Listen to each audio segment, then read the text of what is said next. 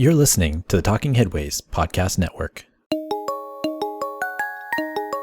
This is Talking Headways, a weekly podcast about sustainable transportation and urban design. I'm Jeff Wood. This week we're joined by Mary Pat McGuire, Associate Professor of Landscape Architecture at the University of Illinois. Mary Pat talks with us about the damaging environmental impacts of covering cities in pavement and steps we can take to reduce runoff in green cities. Stay with us. Today's podcast is brought to you by our super generous Patreon supporters. Thanks so much for supporting the show. We really appreciate it. To join this merry band of infrastructure nerds and zoning wizards, go to patreon.com/theoverheadwire. $2 a month gets you stickers and a handwritten note. $10 a month gets you one of our bus-only scarves. The fall is almost here, so get one to warm your transit-loving heart today. Go to patreon.com/theoverheadwire. Today's podcast is also brought to you by the projects of The Overhead Wire, including our 15-year-old Daily Cities newsletter, read around the world. We pull the best news about cities from around the web and share them with readers each morning. It's the best newsletter in the business, so try us out for free by going to theoverheadwire.com. You'll also find links to buy the scarf as well as our audiobook version of Raymond Unwin's 1909 classic Town Planning in Practice. Go to theoverheadwire.com to find out more. Well, Mary Pat McGuire, welcome to the Talking Headways podcast. Thank you very much. I'm glad to be here. Well, thanks for being here. Before you get started, can you tell us a little bit about yourself?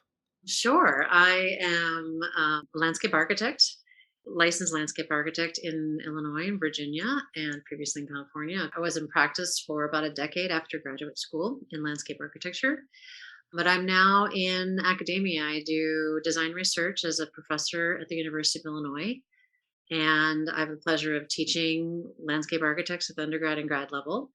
And I also have taken my experience in practice into a research environment, and so explore issues of design, but through research now. That's awesome. How did you get into landscape architecture? What was the defining moment that you decided, hey, this is for me? Well, yeah, it was a little bit of a circuitous path. People don't find landscape architecture, certainly not in high school or before that. Even in college, I think a lot of people don't find landscape architecture. They find architecture or planning or engineering or something like that. Many people find it as a second career, particularly coming back into grad school. We have a lot of second career students. For me personally, I was on a pathway toward environmental law. I was really interested in large planetary issues having to do with environmental degradation, overpopulation, the divide between what we were calling then first and third world, but developed and less developed countries, the inequities about power over, where are we putting our waste? It was just all kinds of issues that I was interested in, deforestation and, ocean acidification, all those issues. And then I realized also that I was really interested in cities. I was living in Washington, D.C. at the time, and walking around a lot between my legal research job at the time, as I was thinking about environmental law, and also just the experience of living in cities, and also became really interested in film and other kinds of visual media, and noticing that not everybody was looking at the environment around them. And so what I was interested in is, well, how is it that we start getting people to look at the world around themselves in different ways that we can live within it more symbiotically with nature, and to stop, polluting our waterways, et cetera. And so I started looking at film studies and other kinds of more like arts and design fields that I hadn't considered in the past. And I found architecture, but that wasn't quite it either. I wasn't really necessarily interested in building design. And I took a summer career discovery program at Harvard University. This was back in the late 90s. And one of the fields that students were studying, in addition to architecture, was landscape architecture. And I was really intrigued. I attended a couple of lectures by landscape architects and realized, whoa, what are they studying? It wasn't just plants. And it was really about the entire city itself as a kind of broader design realm that buildings do sit within, but it was the ground plane and all the spaces in between and the public realm and all of this that they were looking at and designing. And I got incredibly excited about that, and realized that, well, there was a field that was designing cities and designing the experiences of cities and the way they worked and the way they interacted with natural systems. And so that was what set that off. And then I applied to graduate school in landscape architecture, and the field itself is very synthetic. It brings a lot of both like the art and science, of what we do and our relationship with the planet together.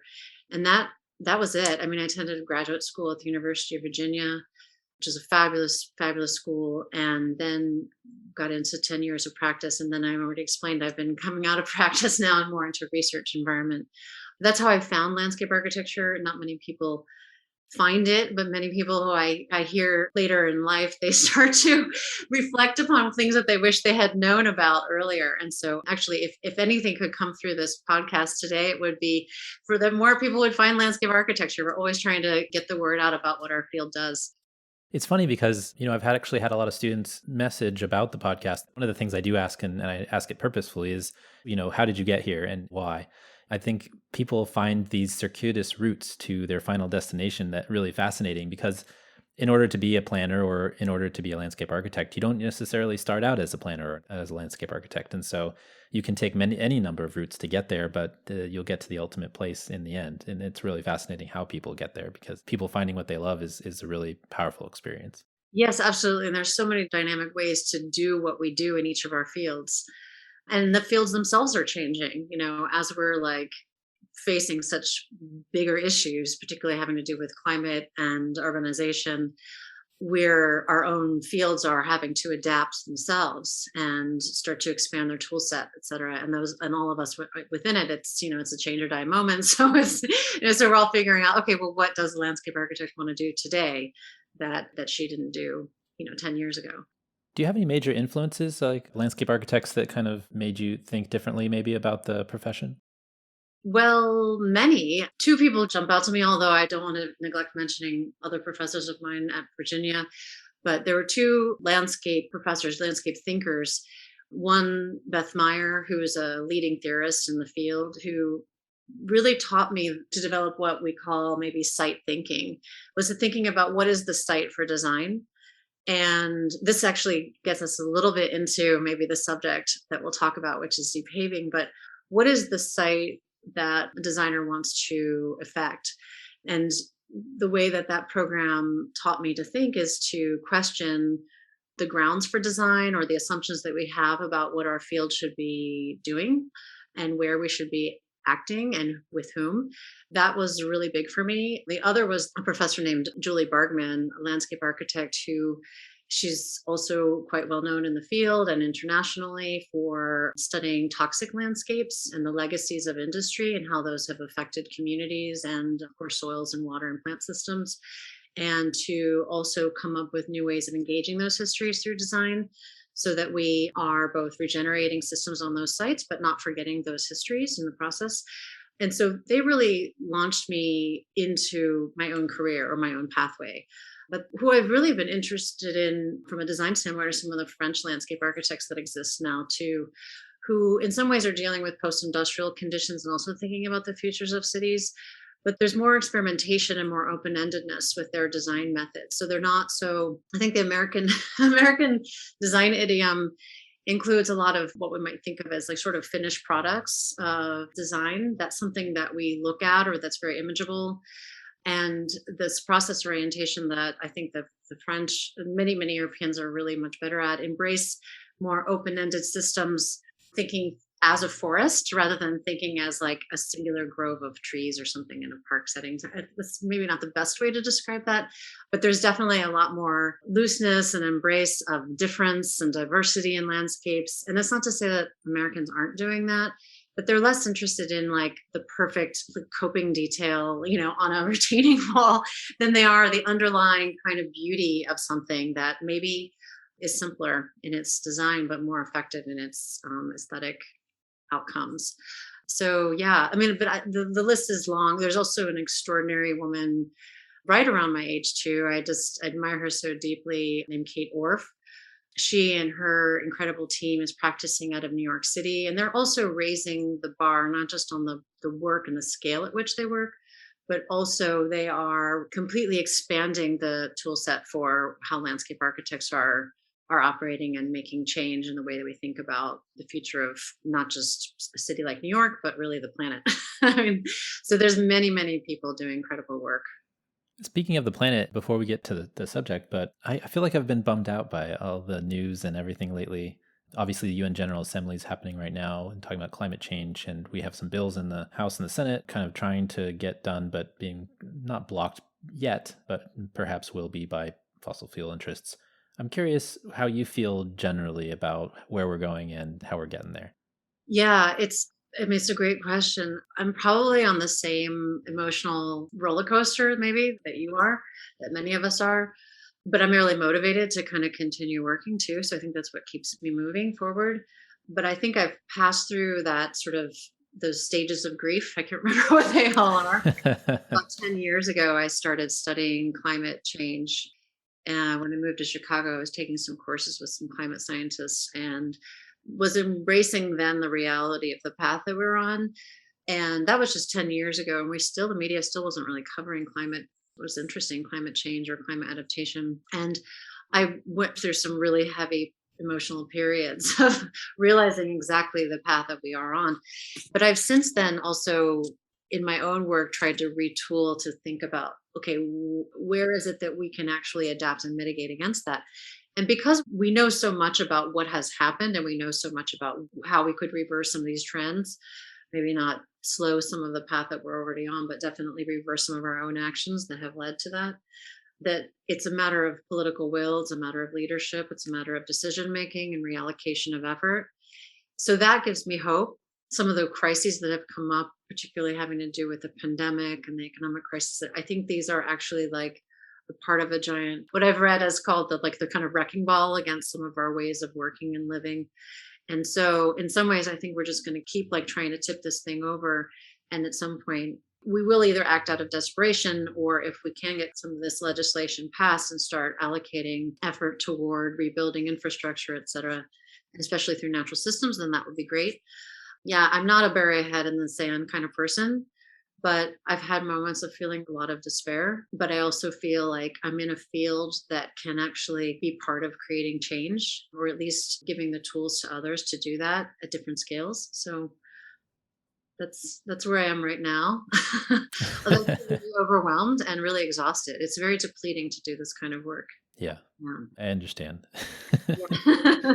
I know you confront these topics a lot in your work. Yeah, it can be a little bit overwhelming sometimes, especially when you go through the thousandth article about climate change in one form or fashion. And yesterday the UN released, or actually WHO, the World Health Organization, released numbers about how we need to reduce the amount of particulates in the air by 50% on PM 2.5, and that's already hard to fathom. So but let's get some positive going on here. I wanted to chat with you because I really thought that you had an interesting piece in Next City thinking about kind of the negative impacts of pavement. And going to school in Austin and dealing with the aquifer things down there, obviously there was a large discussion about impervious cover. I've been paying attention to this topic for quite a while, but I'm wondering, when did you initially realize that pavement was a key part of many of these environmental ills that we're seeing? Well, I had a growing sense that we needed to look at pavement, look at the ground plane in particular in cities for some time.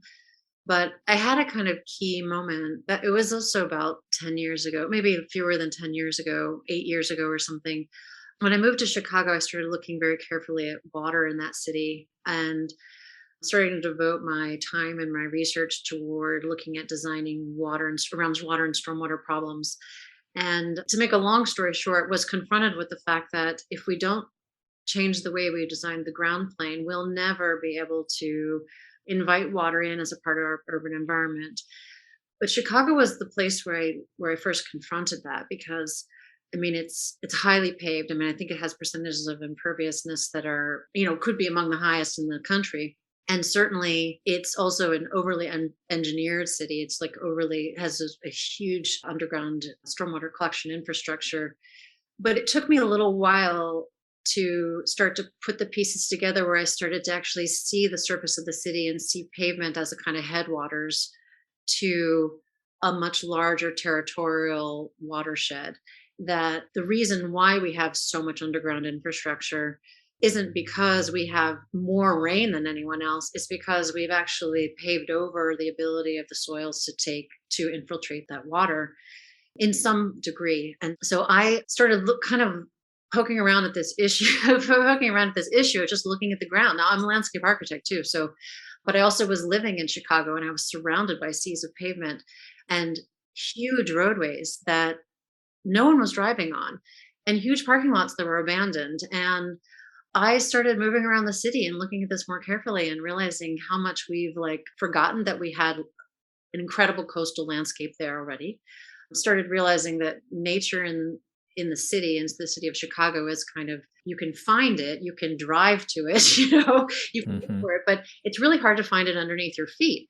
And so what I realized is that we had this incredible, the whole ground plane was engineered to get rid of water, and we've completely denatured ground plane and a ooze of continuous asphalt, and how directly that was connected to this underground collection system. And there's more to the underground system that we may not have time for, but we live in a reversed watershed in Chicago, and all the rainwater that falls there is collected and it's actually exported outside of the watershed. And so there's this whole crazy story that I started to research and learn about. I do think that in working in the green infrastructure environment in Chicago, I do not think that we're going to move forward into a green infrastructure context where we really are rebuilding our natural systems as a form of infrastructure in cities if we don't address the extensive gray infrastructure of pavement throughout cities. That to me has become like just a huge realization. And there was a moment in which, and I want to say this was in 2013, I was still living in the core of Chicago, and like a water main broke in our street. Something happened out there and there was flooding. It was winter and it was a very cold winter, and it was flooding and everything started to freeze up. And so the crews were coming out to try to fix the water pipe, but they couldn't get underneath the ground without actually using a backhoe. And they had to pound through ice to get through to the street. And then in order to get through the street to get down to try to fix whatever was like leaking underground and like bubbling up. And they were pounding on this, and they were scraping and scraping and scraping the ice and scraping through the pavement and scraping through the asphalt and all this stuff. And I was looking out my window at this situation because it was loud. It was like 2 a.m. And I realized that this relationship between water and pavement was one that literally needed to be broken through, that we literally needed to break through the pavement. There were these gash marks on the street, for the next 2 years there. And it kept reminding me. And I remember that night I wrote Depave Chicago, on a piece of paper, really big, and taped it to my bathroom mirror and I looked at that every morning, while I was brushing my teeth. And I just kept thinking, like, there's something here. There's some relation, there's a problem here. There's a problem here. And so that's really where a lot of that started. And then I got more serious and started looking at pavement. Well, I want to walk through that process a little bit of connection and or disconnection between the water and pavement. I'm wondering if you could kind of explain to listeners and myself even, once a drop of water falls from a cloud to the earth, what happens after it hits the pavement? And what's the process and where is it going? Because I think that process kind of informs how we think about pavement and its interaction with the environment as well as with our natural systems that surround it. Yeah, I mean, that is the direct relationship. So we have all this naturally falling rainwater, which is a nourishing element and a joyful element. I mean, we all love the way that rain sounds, the way it feels. Well, maybe not all of us. And in increasing storms, no doubt. I mean, it can be tough, it can be destructive, it can be erosive. But yeah, we have this beautiful rain falling, and a majority of it hits hard surfaces in cities. If we have 50 to 80% of our cities are impervious, either through roofs or through pavements, we have a lot of water that's basically running off. It's being collected somewhere, it's being diverted somewhere. We have a drainage system that is what I think of as a series of points, lines, and planes. I've talked about this a lot, about how there's a geometry across the surface of cities that's designed to collect water, rainwater, and to get rid of it. So it travels along surfaces. It collects usually, let's say in a street environment, it runs off the street pavement or parking lot. It usually collects in curbs, which are the lines, or it collects in drain inlets, which are the points. But there's a surface geometry that's designed to get rid of that water, to drain it away. And it goes into underground pipes, and it will be conveyed and discharged in a watershed shedding downstream. But if you're in a sewer shed system, which many older cities are, we have a combined sanitary sewer system, and that rainwater is coupled with sanitary water, and it goes to a treatment plant. And then it gets treated and then also still discharged to those same waterways. And so the problem there is that, and it depends on which city and which region you're talking about in terms of its precipitation patterns. But the trend is just to collect a lot of rainwater needlessly into those systems or to discharge them needlessly downstream. And we've inherited, I should say, also that system from modern engineering. It was for a time considered to be, the way that we would design cities is to remove water from the city because it was seen as a problem to urbanization. Well, we since have learned that the problem of sending your water downstream, you're dewatering cities, which we know we need that water and we could use that water. And many of our water resources or water supply systems could benefit from better storage of rainwater. But that pavement it's draining water away. It's also sealing soil. So it's compacting soil, it's sealing soil, it's keeping air from moving back and forth between the atmosphere and the rhizosphere. It's cutting off roots, so we've got limited root area for our soil, for our plants. It's creating an urban heat island also. So yes, we're gathering needlessly a lot of water, both in small storms and in large storms, and we're sending it away rather than thinking about how to harness that water, how to nourish, soils and plant roots, et cetera, or reuse that water in a smaller rain cycle. So if we were in a non-urbanized environment, 80 to 90% of rainfall would be naturally taken up through that system at a local scale. And you'd only see, like 10%, maybe 20% of the larger storm actually running off. And that's because we have more intact soil systems and root systems that actually act like a sponge and hold that water in those near surface soils. And they also, there's a lot of uptake through plant roots and through trees, and there's a lot of transpiration, et cetera. So once we have an extensive pavement system and a drainage system, we're basically like allowing that water to run off in vast quantities. And it also takes a lot of, surface oils and particulates from roadways into those waters and pollutes those waterways downstream. So there are direct hydrologic impacts. There's also, I should have mentioned, the problem of localized flooding too, that if you have extensive pavements, it's basically, and particularly in flatter cities, you're going to have a lot of water just sitting on that surface and not able to absorb into the soils. So the consequences are local and they're territorial, regional, I should say. But then pavement itself is creating, a lot of problems in cities too, having to do with urban heat island, as I mentioned. Yeah, I would say that's the other that's the other really, really big problem with that. Well, we spent so much money on this gray infrastructure, pipes, concrete culverts, combined sewer systems, et cetera, and thinking about trying to keep the water instead of sending it away. How would we do that? And what would an investment in the type of infrastructure that would allow us to keep it, what would that entail? Yeah, that's the huge debate now is infrastructure investment. As you mentioned, also the infrastructure bills that are out there. Extraordinary sums of money are spent on gray infrastructure systems. But to answer your question, there's a couple of ways to think about it. One is that, yes, if we move from a gray infrastructure investment to a green infrastructure investment, or we talk about it as a green-blue infrastructure investment because of the presence of water, that does mean reallocating budget toward building green infrastructure.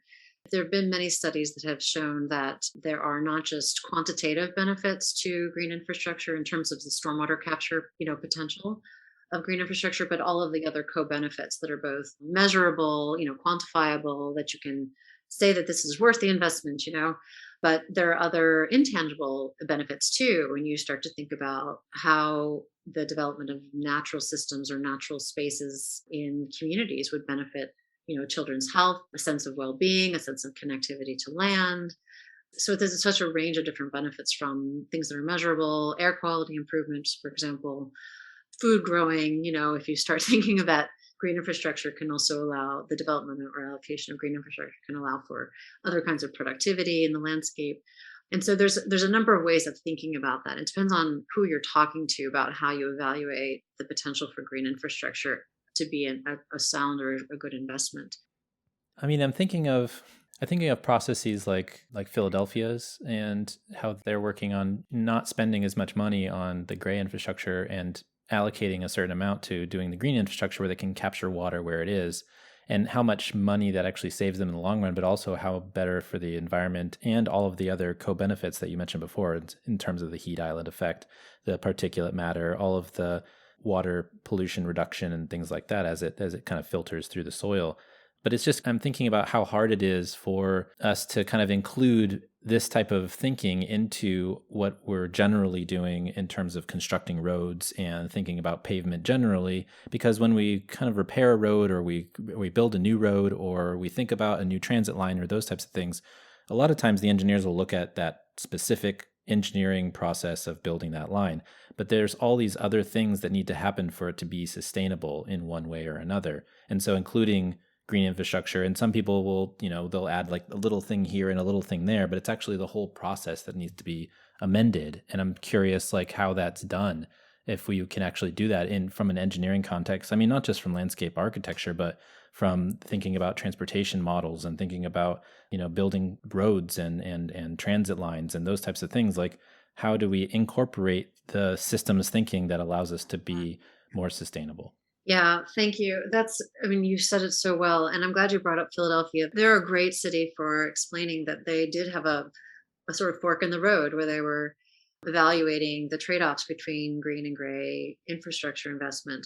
And they, like Chicago, were under consent decree from the EPA to make a decision about how to improve the quality of their waterways and the problems of combined sewer overflow, et cetera.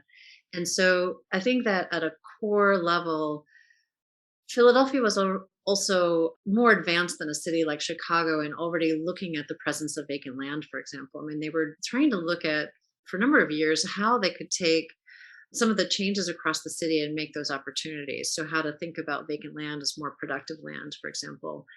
I think at a gut level, they were also questioning the production of just more underground tunnels. And so they said, well, they're thinking like, well, green infrastructure has so many other benefits for the city. So they did a full study to evaluate how they could capture that runoff through the land instead throughout the city, rather than thinking about building an underground tunnel that would really be monofunctional. It would do one thing and not benefit anything else. And so they undertook that study, and then they made a commitment and they signed the consent decree with EPA to go green instead of gray. And that is complicated. And I know that these things are hard to roll out, but what that results in is a series of planning and policies around, as you said, it's a systems way of thinking about the continued development and urbanization of the city of Philadelphia. It means that in every way you look at every opportunity to capture stormwater through the city, through the fabric of the city. So the street rights of way, as you said, like if you're going to be reconstructing a street, you should be thinking about how to retrofit that street to capture stormwater. We know how to do it. There are many, many design manuals out there to do complete and green streets. We understand how to re-engineer surface paving. We know how to collect water underground through, stone reservoirs. We know how to create continuous soil volume, for growing trees and other absorptive plants. We know how to re-engineer the section of the street to absorb stormwater, et cetera. So that's a perfect example of where it's about change management at a city level. It's about all of the different agencies that are involved with advancing this, cities through 21st century design, to think about coordinating in reconstructing our cities for, I think we should probably just say it's about climate change adaptation. So yeah, I mean, I think it's about all of our disciplines starting to work together to think about how we, through building design, urban design, landscape architecture, and the planning of both reconstructing neighborhoods, but also any kind of new development. So I'll mention that new development sometimes is better at these things because you can kind of start at the beginning and you can integrate natural systems design into an urban development. But what we're confronted with now, and the things that I'm just fascinated with, are how do we retrofit? How do we come back in and do the thing you're asking? How do we retrofit and reconstruct existing conditions or existing situations? And that's a bit trickier. One, because it requires a different kind of coordination where we have to kind of like find those spaces in the landscape, in the urban. When I say landscape, I don't mean the garden or the park over there. I mean, I think of everything as a landscape, a constructed landscape. We have to find those opportunities.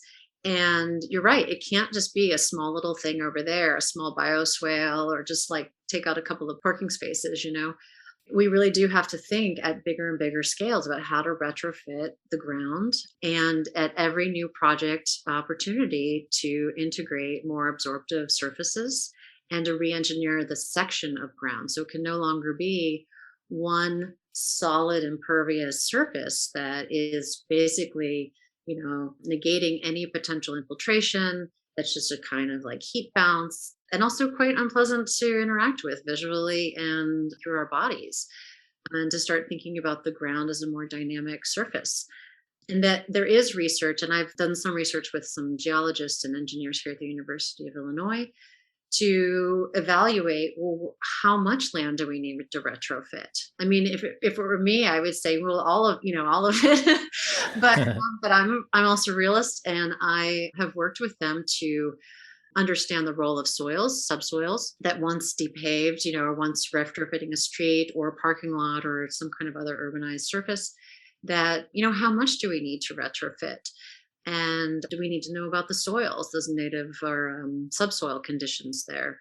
We need to understand how water would flow to those new openings in the ground, and what should be not just the percentage of, let's say, surface disruption or surface redesign, but what would be the distribution of that?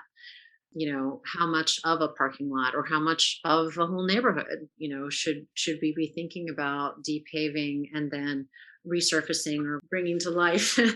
So yeah, it's incredibly entangled question, and also one that is can only be answered specifically city by city and neighborhood by neighborhood. The kind of each condition is going to vary. I'm also curious how, obviously cities are important flashpoints for this, but you've written that kind of many of our environmental programs and other items are focused on wilderness generally, instead of cities. And I'm not saying that wilderness is not important. We obviously need continuous ecosystems and wildlife corridors and those types of things. But why do you think we focus so much on wilderness and then we forget this huge ecosystem that we, a majority of us, 80% or so, live in metropolitan areas? We live in this space and we live in this ecosystem, but we tend to ignore it when it comes to like environmental issues. Cities are kind of the central focus of thinking about pavement, about impervious cover, and et cetera. But a lot of our environmental programs, a lot of our environmental focus seems to be on wilderness areas. A lot of the money that we spend on environmental protection even goes to wilderness areas. And so I'm wondering why, it's important to think about cities as almost wilderness or environmental instead of just those kind of wilderness areas that have, quote unquote, been less touched. Yeah, from a conservation position in particular, yeah, this sense that nature is somewhere out there, right? Somewhere outside of the city. Yes. This is a huge problem and a huge mistake, and one that I think we're obviously all trying to recover from, particularly since the kind of early considerations of where nature is has changed a lot since populations have grown and cities have expanded. And we've, woken up and realized how much has been lost. And yet we have intense concentrations of people living in these kind of denatured zones. And that has had a direct impact on their health and broader well being. But we also, the impacts of that cities have had on a regional scale has also come to light. When you have, again, I'm sorry to bring Chicago up again, but Chicago is this incredible case study of like continental scale consequence. When we know that our discharge out of our homes here in Chicago is ending up in the Gulf of Mexico, I mean, that's a really big eye-opening connection that many people don't understand. And so we have to work back, we have to work at this at both ends.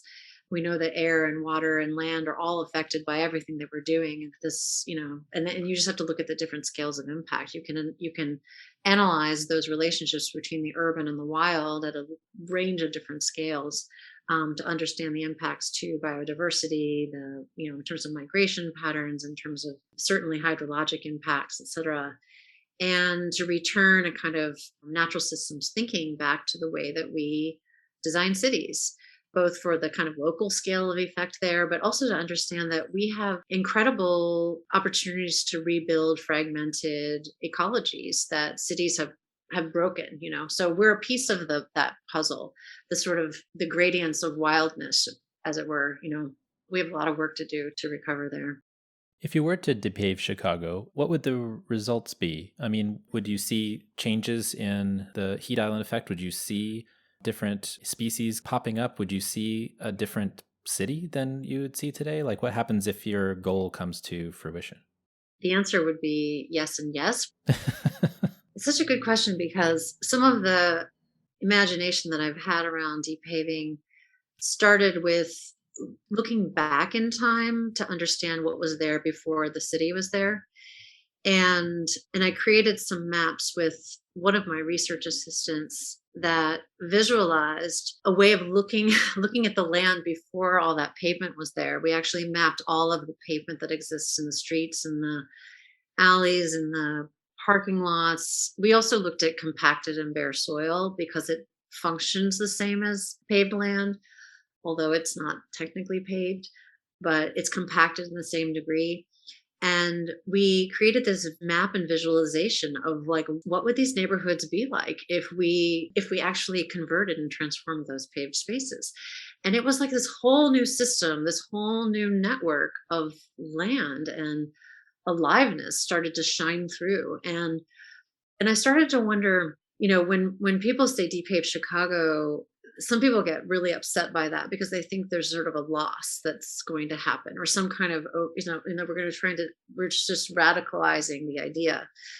But to me, these windows of natural systems, or these like pockets of habitat, start to emerge. But it's the aggregate of these not small acts of depaving, but systems of depaving, small moves, small retrofits through streets, through parking lots and through alleyways, starts to incrementally introduce nature in a way that it starts to get reconnected. I mean, animals need pathways to travel, birds need connected canopy. Even those of us who walk through our cities, we know what it means, to have shade to walk underneath. So it doesn't take that much to actually start to trigger those responses.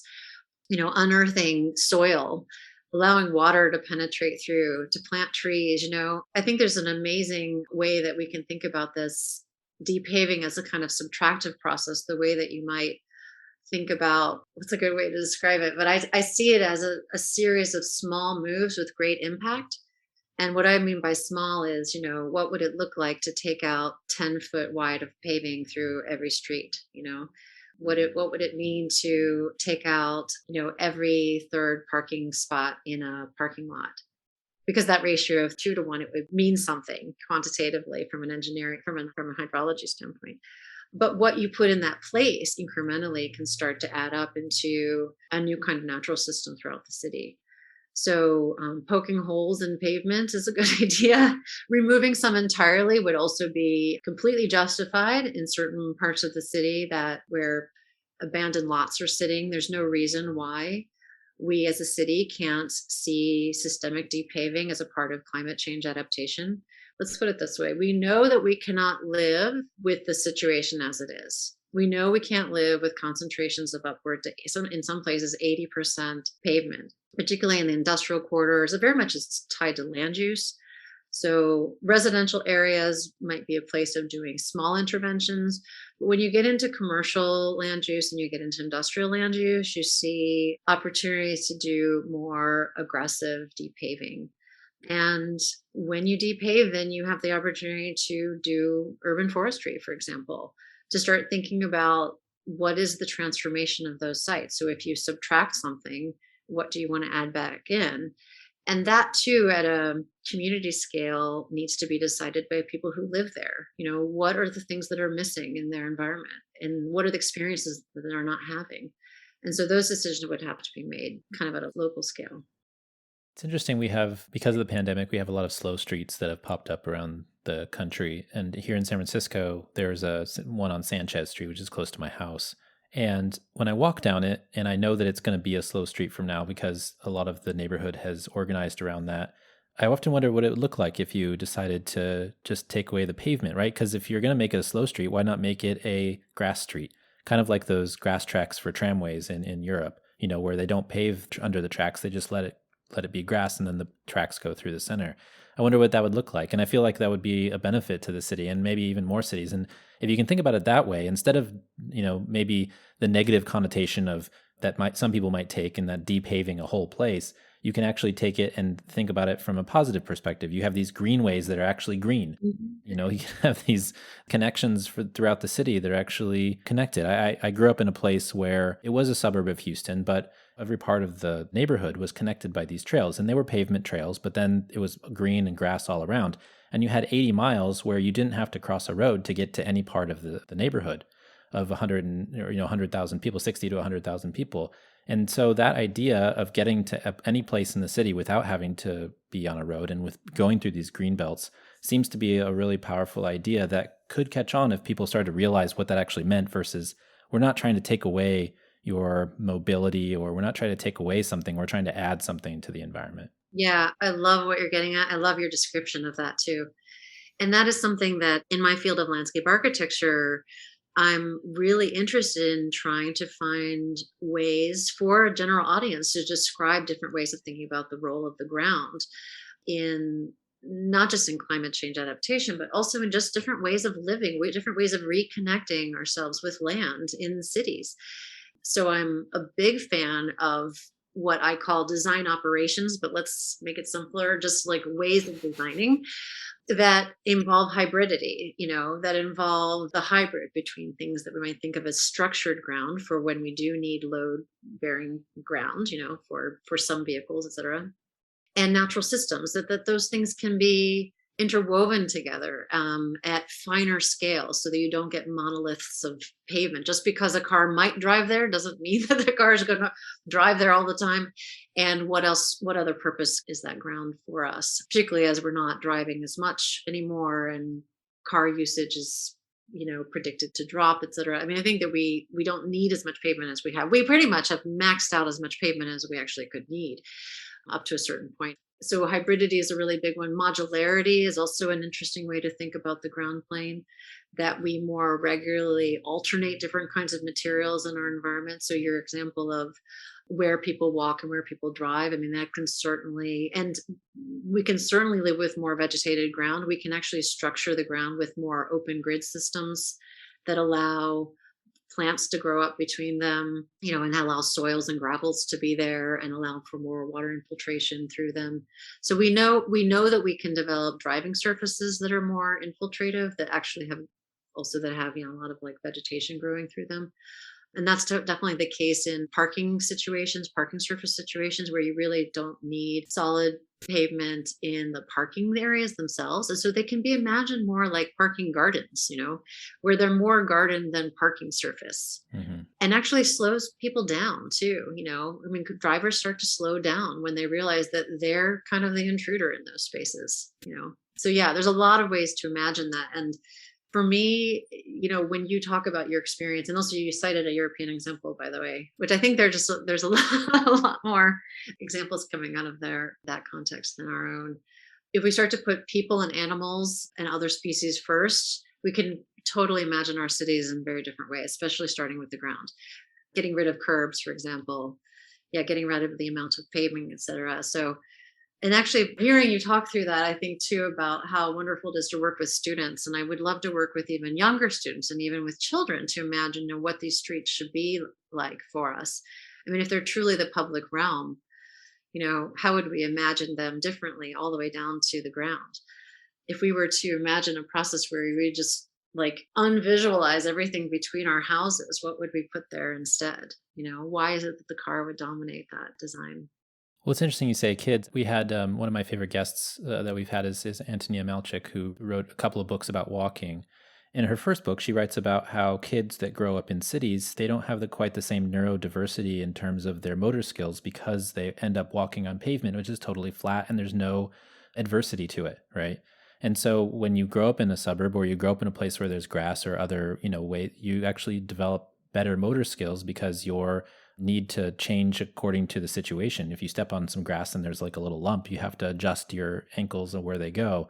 And so that's an interesting point too, is thinking about how younger people need this kind of environment to actually make themselves more responsive to the environment instead of just being in a one-dimensional space. Oh yeah, that's so interesting. And on their phones too, when they're walking on the sidewalk, right? Yeah. But that's also maybe a limit. But that is so interesting too. I mean, I had some students, I'm working on an urban forestry project right now in my studio, in my design class.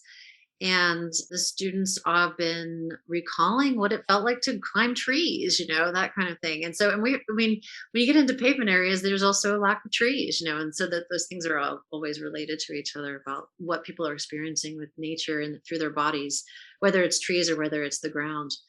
But yes, there's a completely different relationship that the body has with the ground when you're actually interfacing with soils and roots, and you start to become aware of an entire world around you, more mindful of even where you're stepping, who's living under there, and understanding about this kind of connectivity between different species.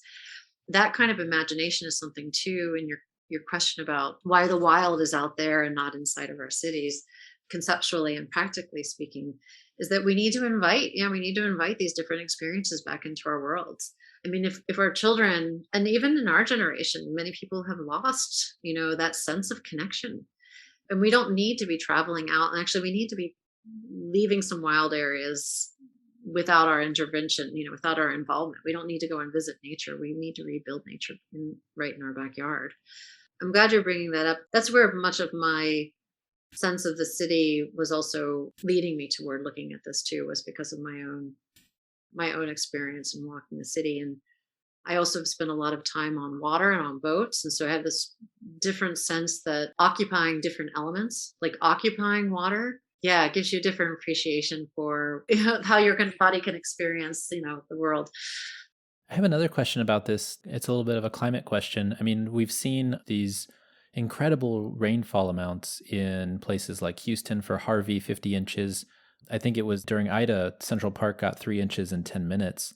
I'm wondering if any systems, whether it's green or gray, without over engineering, could ever take these kind of rainfall amounts without being swamped. Well, that's yeah, that's probably the toughest question you could put out there for anyone. One of the problems that we're experiencing with the impacts of those rain quantities is that we've, not just because we've paved so much, but because we've torn out some of our natural infrastructure that may have been able to buffer, those quantities of rain. So in the examples of Texas, we've removed so many of our natural marshes, our natural wetlands, et cetera, that I can't speak specifically to the amount of rain that was, when we start to get up into 40 inches. I mean, that's super intense. But those spaces were floodable. Those are, but we paved them over now. So this is a problem where water once was. We now are building cities, and obviously our cities are not designed for that quantity of water, nor are underground or above ground, gray or green infrastructure designed for those kinds of quantities of water. But the problem is that we've built in places that were naturally designed, to attenuate storms like that. The 3 inches, though, is more manageable. I mean, you said 3 inches in 10 minutes, you said? I think it was, yeah, I read it was 3 inches in 10 minutes in Central Park. And then that was measured. And then there's other places that I heard from other folks that it was much more. I think in Flushing and other places, there was a really intense downfall that was, even more Yeah. than the 3 inches that was marked there. Yeah, it's really interesting because in some of the research that I've done with geologists and engineers, we've been testing. In the model, we tested how much rainfall could be captured in a 2-hour period. So it wasn't 10 minutes, but it was I know. and at first, some of the reviewers of the work this is again up in the Chicago Calumet region, were kind of like looking at us like we're crazy, looking, trying to think about storms of that capacity or that intensity. But more and more, even just in the last 2 years, there's been interest in trying to understand rainfall quantities in shorter and shorter duration. So we're no longer looking at heavy rainfall in 24-hour periods. And actually, many of our cities can handle, certainly 1 inch, but sometimes 2 or 3 inches in a 24-hour period. Again, with an amount of green infrastructure that's designed to take that. But in these higher intensity storms, we are finding that if we do retrofit land, particularly with a focus on depaving, which is obviously the source of flooding and runoff. So basically, you're replacing part of the problem with the solution. You're not just trying to fit a small amount of solution around, you're actually addressing the root problem, which is paving and compacted soil. We've found that particularly in certain soil environments, natural soil environments, that we can design for a few inches of rain. So if cities want to move in that direction, there is research to suggest that we could do it. But it means yeah, it means depaving. It means looking back and reversing the patterns of urbanization through the last 100+ years and thinking through more 21st century technology, which is our natural systems. The capacity is there. Those soil systems are remarkable sponges.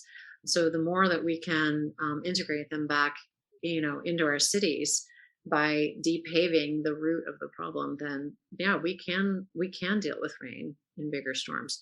Are we still going to have flooding? Yes. And we know, particularly in coastal environments, with not just rain precipitation, but the issues of coastal surge, the issues of saltwater inundation, so many of the other, particularly the winds, et cetera, that we'll probably be dealing with managed retreat from a lot of those areas. I mean, we're kidding ourselves. We think we're going to solve this by just designing places better. We're going to have to live in different places because of some of the effects of climate. Well, I want to let folks know where they can find your work. Where can folks find you online? Where can folks find Depave Chicago? What's the best place for folks to find out what you're doing? Yeah, I would love for people to reach out. I am at the University of Illinois in Urbana-Champaign. That's where I teach and do a lot of my research. I'm also up in Chicago, where I do a lot of my work. But people can find me in two places: at the University of Illinois website, if they Google Department of Landscape Architecture at the University of Illinois. But I also am the lead coordinator for a small design lab called Water Lab. Well, we were kind of located in Chicago, but with COVID, we're sort of consolidated and not like doing much public programming still. But we're located at thewaterlab.org. And so people can read about some of the research that we've done, some of the design projects that we've undertaken, and this Depave Chicago initiative is posted there. You have a Twitter account, which is just my name, Mary Pat McGuire. I welcome people finding me. I'd like for our work, some of our research, which we didn't talk about a lot today, but to get out there and to see if we might find other collaborators on doing design and research projects. I'm also really interested in developing a Depave program in Chicago, much like the ones that have taken off in other places coming onto the Portland program, but also Puget Sound is doing remarkable things with depaving at a community level. So depaving can be a kind of community education tool as well as, changing people's, environments right around them. But it can also be a larger watershed management tool. So I think we're at the beginning of a movement where we start thinking about not just moving forward through new fancy technological fixes, but but actually thinking about unmaking and undoing some of the sources of the issues that we are actually trying to design differently now. So I welcome anyone contacting me. Also on the waterlab.org website too, I think there's a list of publications that are on there. And there are some papers that have been written, some articles, et cetera. And if the link doesn't go through, I'm happy to send a copy of that material to anyone directly. Awesome. Well, Mary Pat McGuire, thank you so much for joining us. We really appreciate it. Thank you.